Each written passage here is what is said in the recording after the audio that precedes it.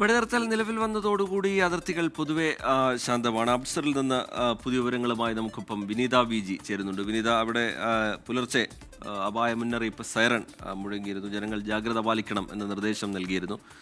അതിർത്തികൾ പൊതുവായി നോക്കുമ്പോൾ ശാന്തമാണ്. സാധാരണ നിലയിലേക്ക് ജനജീവിതം എത്തുന്നുണ്ടോ? ഈ വെടിനിർത്തലൊക്കെ യാഥാർത്ഥ്യമായിട്ടുണ്ടെങ്കിലും ഒരു ചതി പാകിസ്ഥാന്റെ ഭാഗത്തു നിന്നുണ്ടായതിന് പിന്നാലെ അതീവ ജാഗ്രത തുടരുന്നുണ്ട് അതിർത്തിയിൽ. പുതിയ വിവരങ്ങൾ എന്താണ്? പങ്കുവയ്ക്കാൻ കഴിയുന്ന പുതിയ വിവരങ്ങൾ വിനീത ബി ജി.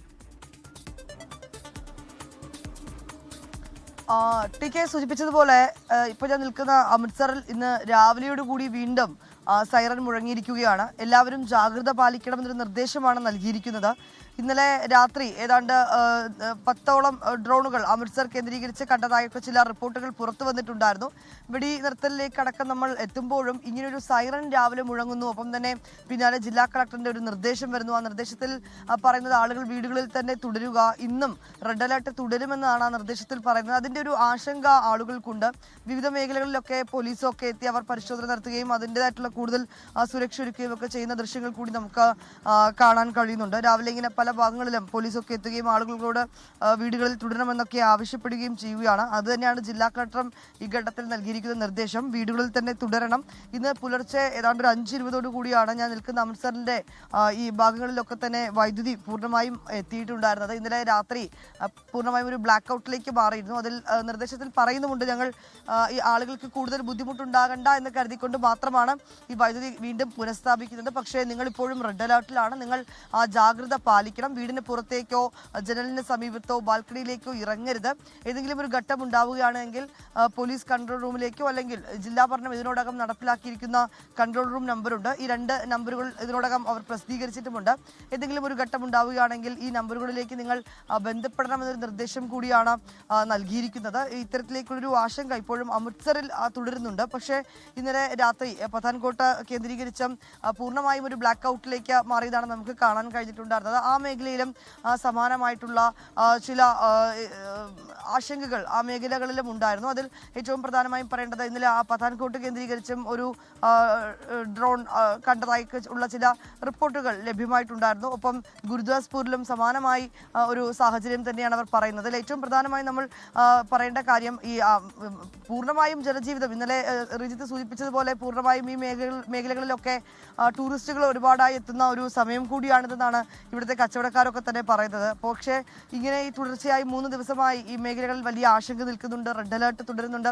അങ്ങനെയുള്ള ഒരു പശ്ചാത്തലത്തിൽ ഈ ടൂറിസ്റ്റുകൾ അങ്ങനെ എത്തുന്നില്ല. അത് കച്ചവടത്തെ അടക്കം ബാധിച്ചിട്ടുണ്ടെന്നൊക്കെ ഇന്നലെയുള്ള അവിടെയുള്ള ജീവനക്കാരൊക്കെ തന്നെ പറഞ്ഞിട്ടുണ്ടായിരുന്നു, കച്ചവടക്കാരൊക്കെ പറഞ്ഞിട്ടുണ്ടായിരുന്നു. പക്ഷേ വളരെ പെട്ടെന്ന് ആ ഒരു സ്ഥിതിഗതികൾ വീണ്ടും പഴയ രീതിയിലേക്ക് എത്തിയപ്പോൾ അവരുടെ ഒരു സന്തോഷവും അവരുടെ ഒരു പ്രതീക്ഷയും ഒക്കെ ഇന്നലെ നമ്മളോട് പങ്കുവച്ചതുമാണ്. പക്ഷെ പിന്നീട് ഒരൊറ്റ നിമിഷം കൊണ്ട് അതൊക്കെ ഒരു ആശങ്കയിലേക്ക് മാറുന്നതാണ് നമുക്ക് കാണാൻ കഴിഞ്ഞിട്ടുണ്ടായിരുന്നത്. ഗുരുദാസ്പൂരിലും ഞാൻ നിൽക്കുന്ന അമൃത്സറിലും ഡ്രോണുകൾ കണ്ടതായിട്ടൊക്കെയുള്ള ചില റിപ്പോർട്ടുകൾ ഇന്നലെ രാത്രി വന്നിട്ടുണ്ടായിരുന്നു. ഒപ്പം തന്നെ പിന്നീട് പൂർണ്ണമായും പഞ്ചാബിന്റെ എല്ലാ മേഖലകളും പൂർണ്ണമായും ഒരു ബ്ലാക്ക് ഔട്ടിലേക്ക് മാറുന്ന സ്ഥിതിയാണ് ഉണ്ടായിരുന്നത്.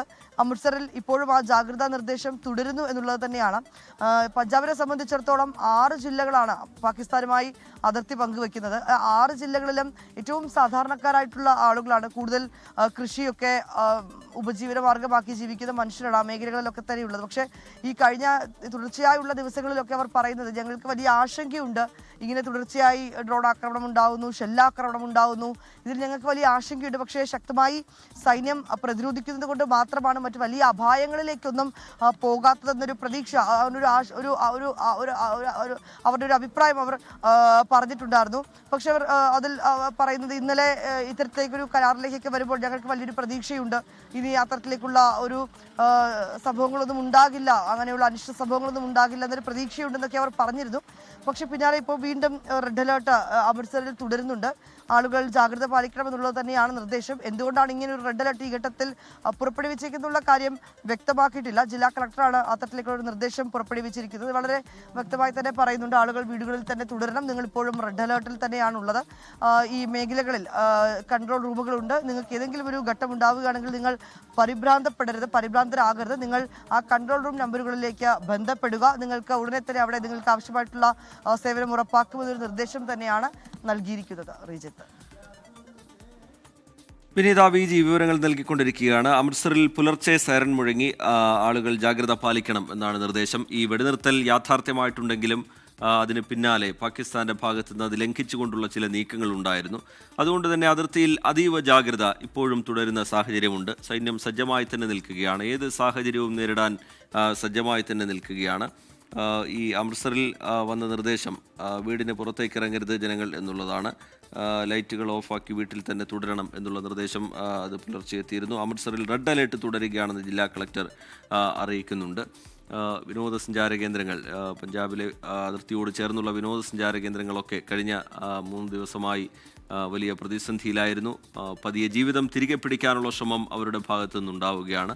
ഈ വെടിനിർത്തൽ എന്നത് അതിർത്തിയിലെ ജനതയെ സംബന്ധിച്ചിടത്തോളം വളരെ ആശ്വാസം നൽകുന്നതാണ്. ജീവൻ കയ്യിൽ പിടിച്ചുള്ള ദിവസങ്ങളാണ് കടന്നുപോയത്. അതിനൊക്കെ മാറി ഒരു സമാധാനത്തിലേക്ക് കാര്യങ്ങൾ എത്തും എന്ന പ്രതീക്ഷയോടുകൂടി തന്നെയാണ് എല്ലാവരും നിൽക്കുന്നത്. വിനീത വി ജി തുടരുന്നുണ്ട്. വിനീത, ഈ ധാരണ നടപ്പിലാക്കാൻ പ്രതിജ്ഞാബദ്ധമാണ് എന്നൊരു പ്രതികരണം പാക് വിദേശകാര്യ വക്താവിൻ്റെ ഭാഗത്തു നിന്ന് കേട്ടിരുന്നു. പാകിസ്ഥാൻ സേന ഉത്തരവാദിത്തത്തോടെയും സംയമനത്തോടെയുമാണ് കാര്യങ്ങൾ ചെയ്യുന്നത് എന്നൊക്കെയായിരുന്നു അദ്ദേഹത്തിൻ്റെ വിശദീകരണം. ധാരണ സുഗമമായി നടപ്പാക്കുന്നതിലെ പ്രശ്നം ആശയവിനിമയം നടത്തി പരിഹരിക്കും എന്ന പ്രതികരണം കൂടി അദ്ദേഹത്തിൻ്റെ ഭാഗത്തു നിന്ന് പുറത്തു വന്നതായി കണ്ടു. അങ്ങനെയെങ്കിൽ വരുന്ന മണിക്കൂറുകളിൽ കൂടുതൽ ശാന്തമായ നിലയിലേക്ക്, ഒരു സ്വൈര്യജീവിതത്തിലേക്ക് അതിർത്തി കടക്കും എന്ന് പ്രതീക്ഷിക്കാമെന്ന് തോന്നുന്നു, അല്ലേ വിനീത? തീർച്ചയായും റീജിത്ത്, അത് തന്നെയാണ് നമ്മളുടെ പ്രതീക്ഷയും. അതിലേറ്റവും അല്പം ഒരു ആശങ്ക ഉണ്ടാക്കിയത് ഇന്നലെ വൈകിട്ടുണ്ടായ ആ സംഭവം തന്നെയാണ്. അതായത് ഇന്നലെ വൈകിട്ട് ഏതാണ്ട് ഇന്ത്യൻ സമയം 5 മണിയോടുകൂടി കരാറിലേക്ക് വരുന്നു, വെടിനിർത്തൽ ഉണ്ടാകില്ലെന്ന ധാരണയിലേക്ക് എത്തുകയാണ്. പക്ഷേ വളരെ പെട്ടെന്ന് പിന്നീട് ജമ്മു കാശ്മീരിലെ വിവിധ മേഖലകളിലേക്ക് ഈ ഡ്രോണുകൾ കാണുന്നു, അവിടെ സ്ഫോടന ശബ്ദം ഉണ്ടാകുന്നു. തൊട്ടു പിന്നാലെ അമൃത്സർ വലിയൊരു ആശങ്കയിലേക്ക് മാറുന്നതാണ് നമ്മൾ കണ്ടത്. പഞ്ചാബിലെ പത്താൻകോട്ട്, ജലന്ധർ, ഞാൻ നിൽക്കുന്ന അമൃത്സർ, ഫിറോസ്പൂർ ആണെങ്കിൽ കഴിഞ്ഞ കുറേ ദിവസങ്ങളായി ആ മേഖലകളിലൊക്കെ വലിയ ആശങ്ക തുടരുന്നൊരു പശ്ചാത്തലമാണ്. ഇന്നലെയൊക്കെ അവിടെ കടകൾ പൂർണ്ണമായും അടച്ചിട്ടിരിക്കുകയായിരുന്നു.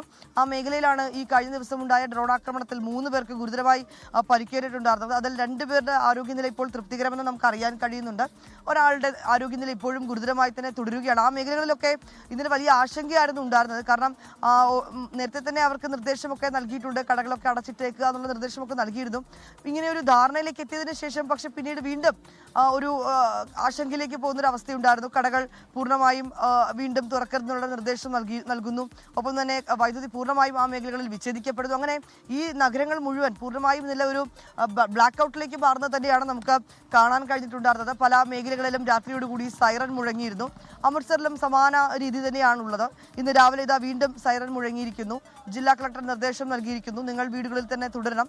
ഇന്നലെ രാത്രിയൊക്കെ വൈദ്യുതി പൂർണ്ണമായും വിച്ഛേദിക്കപ്പെട്ടതാണ്. നിങ്ങൾക്ക് ഏതെങ്കിലും രീതിയിൽ ബുദ്ധിമുട്ടുണ്ടാകുമെന്ന് കരുതിക്കൊണ്ട് മാത്രം രാവിലെ വീണ്ടും വൈദ്യുതികൾ പുനഃസ്ഥാപിക്കുകയാണ് പല മേഖലകളിലും. പക്ഷെ നിങ്ങൾ വീടുകളിൽ തുടരണം. ബാൽക്കണിക്ക് പുറത്തേക്കോ അല്ലെങ്കിൽ ജനലുകൾക്ക് സമീപത്തേക്കോ ഒന്നും വന്ന് നിൽക്കരുത്.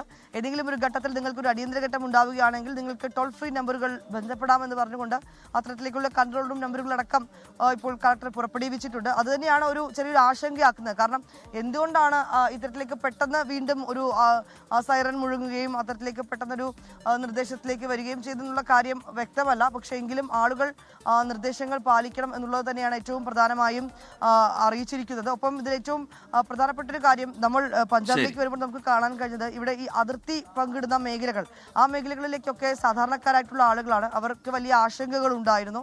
6 ജില്ലകൾ ഇങ്ങനെ അതിർത്തി പങ്കിടുന്നുണ്ട്. അവർക്ക് ആ മേഖലകളിൽ പ്രത്യേകമായിട്ടുള്ള അവലോകനം നടത്തുന്നതിനും ഏതെങ്കിലും ഒരു അടിയന്തര ഘട്ടം ഉണ്ടാവുകയാണെങ്കിൽ അവർക്ക് ആവശ്യമായിട്ടുള്ള സജ്ജീകരണങ്ങൾ ഏർപ്പെടുത്തുന്നതിനും 10 മന്ത്രിമാരെ കൂടി ചുമതലപ്പെടുത്തിയിട്ടുണ്ട്.